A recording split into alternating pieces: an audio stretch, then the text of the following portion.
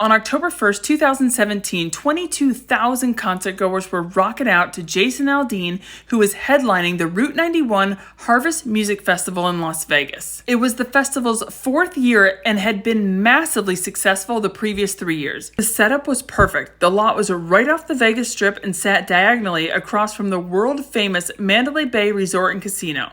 This particular year had some country music legends like Eric Church, Morgan Wallen, Sam Hunt, Jason Aldean, Jake Owen, Lee Brice, and Kane Brown. At 9:40 on the last night of the event, Jason Aldean took the stage and the crowd went freaking nuts. It was the concert's grand finale, if you will. At 10:05, Aldean was singing the seventh song on his set list, a song called When She Says Baby, When the Unthinkable Happened.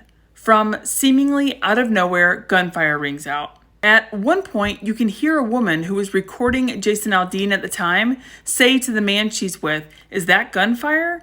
He looks and says, "No, that's someone setting off fireworks." Within minutes, hundreds of 911 calls flood Las Vegas dispatch. 518 calls to be exact. Oh my God, they're still shooting. Oh my God, oh my God, oh my God. They're still shooting. They're still shooting. And your friend has been shot? Across the street in room 32135 on the 32nd floor of the Mandalay Bay, someone had taken a hammer, knocked out the glass windows, and using an automatic weapon and an elevated vantage point, started shooting at the concertgoers below. Thousands start running towards the main entrance. Unfortunately, the main entrance was off Las Vegas Boulevard, which was perfectly aligned with the shooter.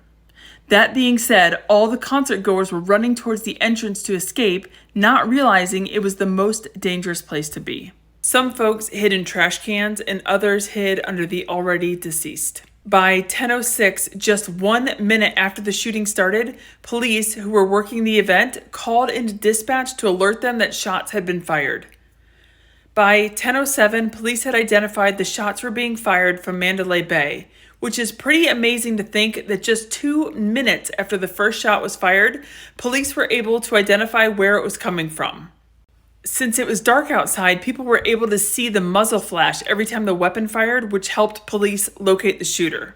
Officers who were working at Mandalay Bay overheard the radio traffic and, along with 3 Mandalay Bay security officers, responded to the 31st floor. Between 10:08 and 10:09, the shooter used a high-powered rifle and fired off 6 .308 rounds at a 43,000-gallon airport fuel tank just east of the venue.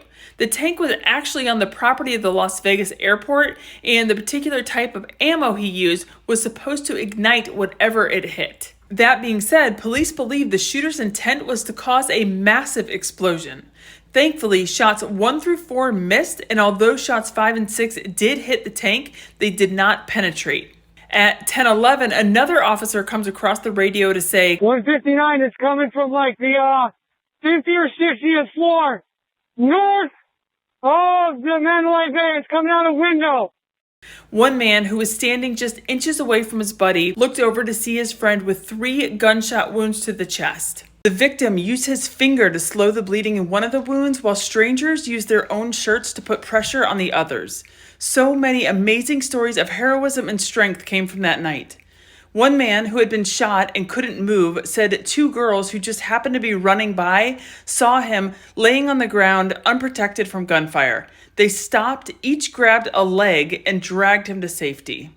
Newlyweds Sonny and Heather Melton were celebrating what they had dubbed the year of the concerts by going to a new city to see a different concert each month. It had been a long few days, so the couple discussed leaving early, but ultimately decided to stay since they were having so much fun. Sonny Melton was shot in the back as he ran behind his wife. Heather had some men help put Sonny in the back of a pickup truck and take him to the hospital. Despite Heather herself being an orthopedic surgeon, despite giving Sonny CPR in the back of the truck, and despite being one of the first people to the ER to receive care, Sonny did not survive. At 10:16, just 11 minutes after the first shot is fired, the shooter fires a single round through his mouth and into his head, killing himself. Now, I need to take you back for a minute because while all this chaos was happening at the venue, there was another situation unfolding simultaneously. Moments before the shooting started, Mandalay Bay security officer 25-year-old Jesus Campos was patrolling the floors of the resort when he was dispatched to go check on the stairwell door of the 32nd floor. Someone had put a metal bracket on the door, making it impossible to open. Jesus notified his manager that something was wrong and took the elevator up to the 32nd floor to investigate. As soon as he exits the elevator, he hears rapid gunfire. He takes cover and immediately feels a burning sensation in his leg. He pulls up his pant leg, sees blood, and reports shots fired on the 32nd floor.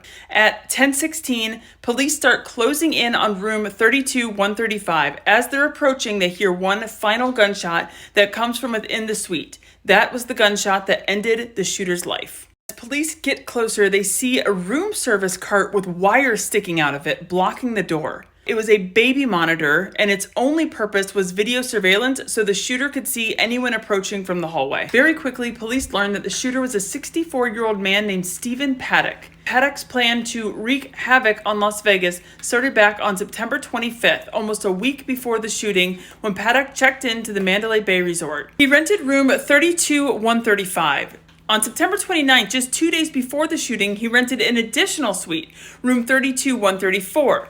These rooms connected, which gave him a huge space that overlooked the entire fairground. Over the course of those 6 days, Paddock had the Mandalay Bay bellhops bring more than 10 suitcases up to his room containing all types of different weapons and bullets. In total, 23 rifles and 1 handgun were brought up to the suites. Those weapons included 14 .223 caliber AR-15s, 8 .308 AR-10s, 1 .308 Ruger American bolt-action rifle, and 1 .38 Smith & Wesson .342 revolver. Additionally, Paddock had 1,600 rounds of ammunition. Beside guns and accessories, police found handwritten notes where he had listed distances between buildings and targets, calculations on where he needed to aim to maximize his accuracy, his elevation, and the bullet trajectory relative to the line of fire.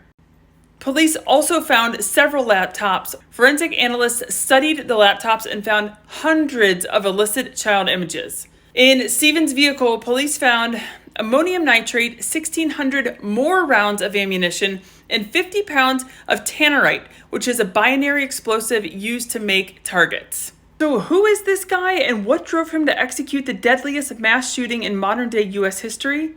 The FBI would spend the next 16 months answering these questions. Stephen Paddock's father, Benjamin Paddock, was a terrible father and husband. He was a career criminal, constantly in and out of trouble for larceny, fraud, and robbery. Benjamin Paddock ended up escaping from prison at one point, which ended up placing him on the FBI's most wanted fugitive list. Paddock bought and sold real estate in the Los Angeles market. In 2015, his tax record showed he profited somewhere between $5 and $6 million. He was addicted to gambling and spent a huge portion of his time and money in Las Vegas casinos. When the FBI concluded their investigation, they could not find one particular reason to explain Paddock's actions. The FBI uncovered Paddock's wealth had been substantially shrinking since 2015.